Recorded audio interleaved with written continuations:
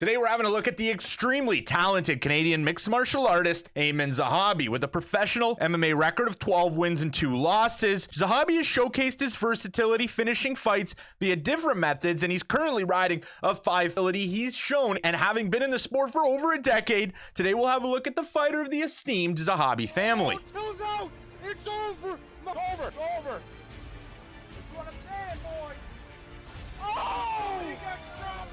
It's over! It's over! Munoz! Oh my God! Born on November 19, 1987 in Quebec, Canada, Aiemann was raised by Lebanese parents and stepped into mixed martial arts at just 15 years old. Not to fight, but to defend himself and build confidence. He is the younger brother of mixed martial arts legend and coach of the greatest Canadian mixed martial artist of all time, in Firas Zahabi. Aiemann, beginning his training in MMA, turned from a spark into a full-fledged fire. He earned a black belt in Brazilian Jiu-Jitsu, developing a passion for competition, and soon set his sights on the top flight of mixed martial arts competitions. Zahabi started, as mentioned, over a decade ago in 2010, winning 2 fights with that Brazilian Jiu-Jitsu black belt via submission. He turned pro 2 years later in November of 2012. Before joining the UFC, Zahabi racked up an impressive 6-0 professional record. Every win coming in the first round, fast, precise, and deadly. All his regional competition came shore to shore in the great country of Canada. He's made his mark on the UFC, known for sharp grappling, clean finishes, and calmness under pressure. He is a student of the game in every sense. And after the start to the impressive professional career, Aiemann Zahabi would debut to the UFC back in 2017, almost a decade ago. He debuted on UFC Fight Night 105.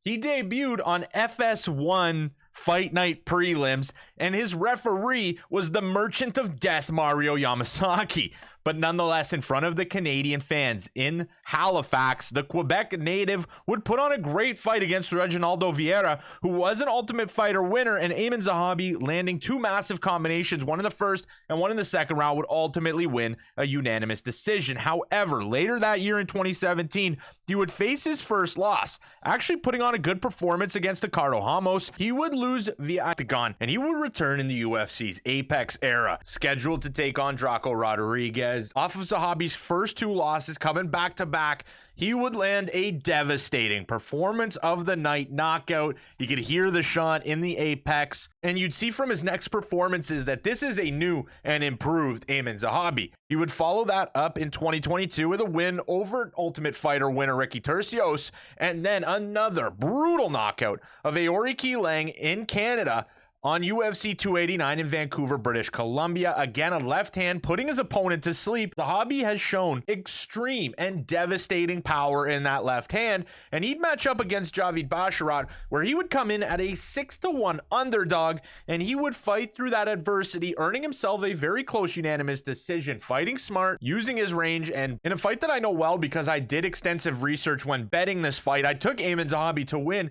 He outstruck Javid in the fight 75-67, got himself a unanimous decision in a rather close fight, but still Zahabi as a 6-1 underdog, cashing all of those tickets and earning his 4th straight victory. And the UFC would take note of this and line him up with an absolute savage for his next fight. On UFC Fight Night Moreno versus Albazi, he would take on a top contender in Pedro Munoz, and again he would outstrike his opponent 109-95, earning himself another 15-minute unanimous decision. Aiemann Zahabi is an absolute savage with a lot of potential to continue to be one of Canada's best prospects, and he gets another legendary opponent in Jose Aldo in Canada for his next fight this Saturday.